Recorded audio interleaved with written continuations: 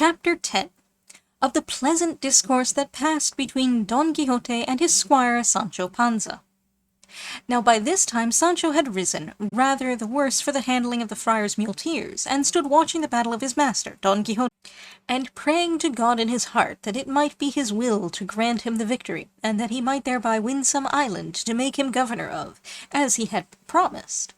Seeing, therefore, that the struggle was now over, and that his master was returning to Mount Rocinante, he approached to hold the stirrup for him, and, before he could mount, he went on his knees before him, and taking his hand, kissed it, saying, "May it please your worship, Señor Don Quixote, to give me the government of that island which has been won in this hard fight, for be it ever so big, I feel myself in sufficient force to be able to govern it as much and as well as anyone in the world who has ever governed islands." To which Don Quixote replied, "Thou must take notice, brother Sancho, that this adventure and those like it are not adventures of islands, but of crossroads, in which nothing is got except a broken head or an ear the less. Have patience, for adventures will present themselves from which I may make you, not only a governor, but something more." Sancho gave him many thanks, and again kissing his hand and the skirt of his hauberk, helped him to mount Rocinante, and mounting his ass himself, proceeded to follow his master, who at a brisk pace, without taking leave or saying anything further to the ladies belonging to the coach, turned into a wood that was hard by. Sancho followed him at his ass's best trot, but Rocinante stepped out so that, seeing himself left behind, he was forced to call to his master to wait for him. Don Quixote did so, reining in Rocinante until his weary squire came up, who on reaching him said, "It seems to me, señor, it would be prudent in us to go and take refuge in some church, for seeing how mauled he with whom you fought has been left, it will be no wonder if they give information of the affair to the Holy Brotherhood, and arrest us, and faith, if they do, before we come out of jail, we shall have to sweat for it." "Peace," said Don Quixote. "Where hast thou ever seen or heard that a knight-errant has been arraigned before a court of justice, however many homicides he may have committed?" "I know nothing about homicides," answered Sancho, "nor in my life have had anything to do with one. I only know that the Holy Brotherhood looks after those who fight in the fields, and in that other matter I do not meddle."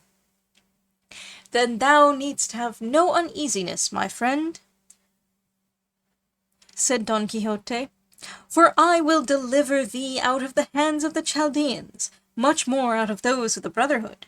But tell me, as thou livest, hast thou seen a more valiant knight than I in all the known world? Hast thou read in history of any who has or had higher mettle in attack, more spirit in maintaining it, more dexterity in wounding, or skill in overthrowing?"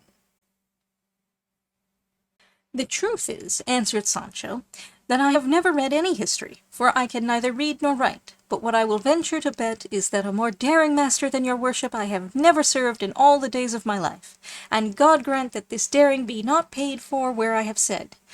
What I beg of your worship is to dress your wound, for a great deal of blood flows from that ear, and I have here some lint and a little white ointment in the alforjas."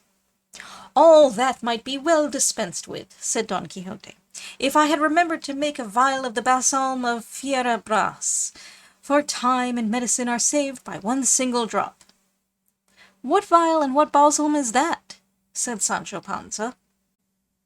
"It is a balsam," answered Don Quixote, "the receipt of which I have in my memory, with which one need have no fear of death, or dread dying of any wound, and so when I make it and give it to thee, thou hast nothing to do when in some battle thou seest that they have cut me in half through the middle of the body, as is wont to happen frequently, but neatly and with great nicety, ere the blood congeal, to place that portion of the body which shall have fallen to the ground upon the other half which remains in the saddle, taking care to fit it on evenly and exactly. Then thou shalt give me to drink but 2 drops of the balsam I have mentioned, and thou shalt see me become sounder than an apple."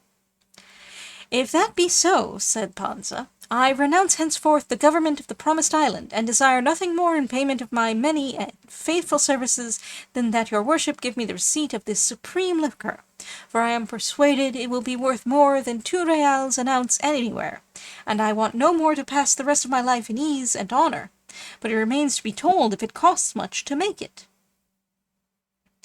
With less than 3 reals, 6 quarts of it may be made, said Don Quixote. Sinner that I am, said Sancho, then why does your worship put off making it and teaching it to me?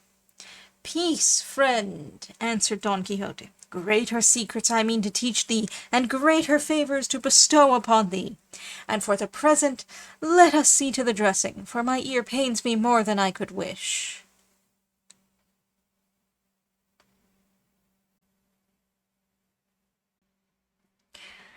Sancho took out some lint and ointment from the alforjas, but when Don Quixote came to see his helmet shattered, he was like to lose his senses, and clapping his hand upon his sword and raising his eyes to heaven, he said, I swear by the Creator of all things and the 4 Gospels in their fullest extent, to do as the great Marquis of Mantua did when he swore to avenge the death of his nephew Baldwin, and that was not to eat bread from a tablecloth, nor embrace his wife, and other points which, though I cannot now recall them to mind, I here grant as expressed, until I take complete vengeance upon him who has committed such an offence against me.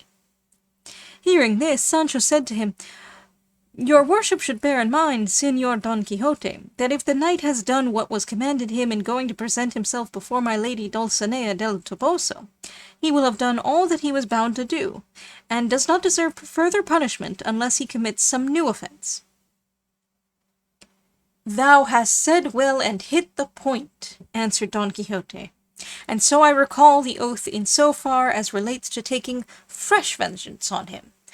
But I make and confirm it anew to lead the life I have said until such time as I take by force from some knight another helmet such as this and as good, and think not, Sancho, that I am raising smoke with straw in doing so, for I have one to imitate in the matter, since the very same thing to a hair happened in the case of Mambrino's helmet, which cost Sacripante so dear. Señor, replied Sancho, let your worship send all such oaths to the devil, for they are very pernicious to salvation and prejudicial to the conscience. Just tell me now, if for several days to come we fall in with no man armed with a helmet, what are we to do? Is the oath to be observed in spite of all the inconvenience and discomfort it will be to sleep in your clothes, and not to sleep in a house, and 1,000 other mortifications contained in the oath of that old fool the Marquis of Mantua, which your worship is now wanting to revive? Let your worship observe that there are no men in armour travelling on any of these roads, nothing but carriers and carters, who not only do not wear helmets, but perhaps never heard tell of them all their lives.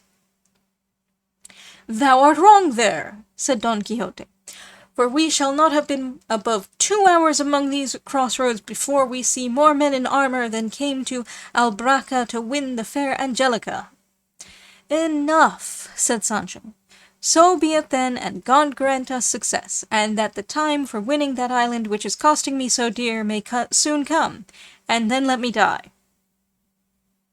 I have already told thee, Sancho, said Don Quixote, not to give thyself any uneasiness on that score, for if an island should fail, there is the kingdom of Denmark, or of Sobradisa, which will fit thee as a ring fits the finger, and all the more that, being on terra firma, thou wilt all the better enjoy thyself.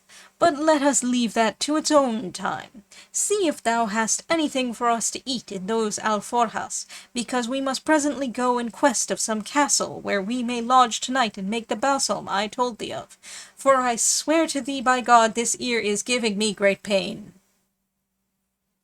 I have here an onion and a little cheese and a few scraps of bread, said Sancho, but they are not victuals fit for a valiant knight like your worship.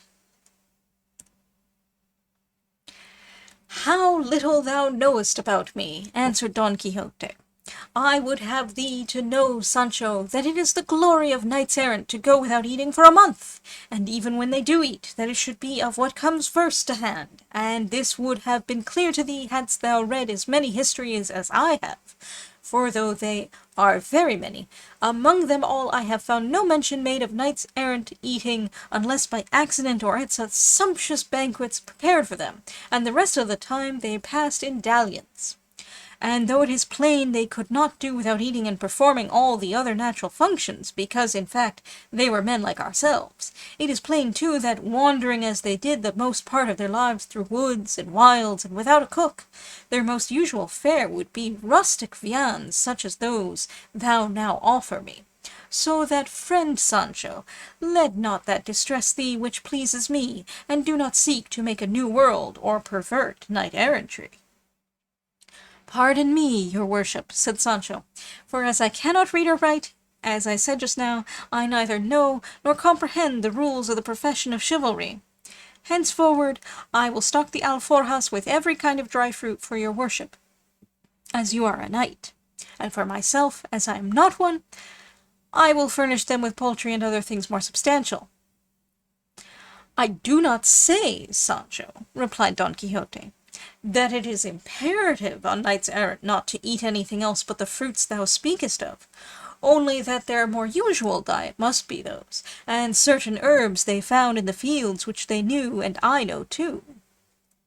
A good thing it is, answered Sancho, to know those herbs, for to my thinking it will be needful some day to put that knowledge into practice. And here, taking out what he said he had brought, the pair made their repast peaceably and sociably.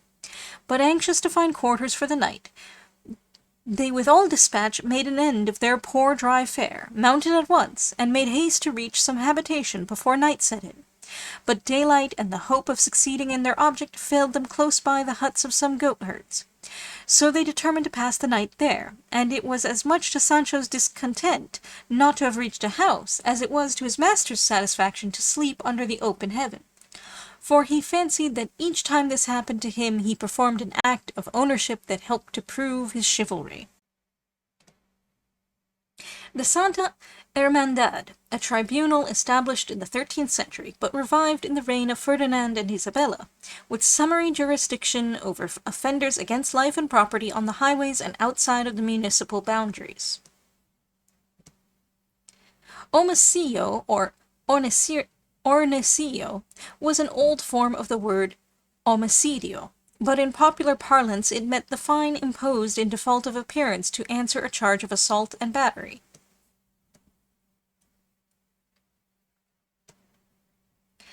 Fierabras, i.e. fier a bras, arm strong, a giant in Nicholas de Piemonte's History of Charlemagne and the Peers.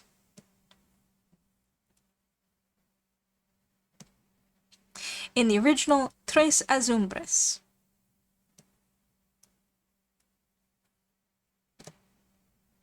Mambrino, a Moorish king in the Orlando of Buarado, whose enchanted helmet was won by Rinaldo. It was Dardanel, however, not Sacripante, to whom it cost so dear.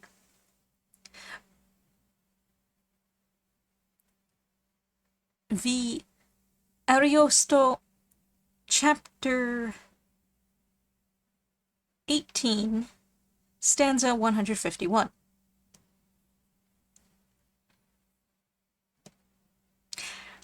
Albraca, a stronghold of Galafron, king of Cathay and father of Angelica. The siege is one of the incidents in the Orlando of Buarado. Literally, take knight-errantry off its hinges.